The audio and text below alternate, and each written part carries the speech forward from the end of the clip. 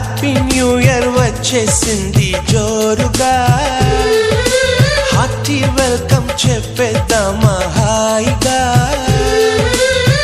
కొత్త కొత్త ఊహల్లో తెలిపోటియా, మనసులోని ఆశల్ని పంచుకో బ్రదర్. గుండెలోని భావాలు గుప్పుమన్న ఈ వేళ, కదిలల్లే కాలపు కన్నెకి టాటా చెప్పుదామా. జనవరితో అడుగులు వేస్తూ ముందుకి పోదామా.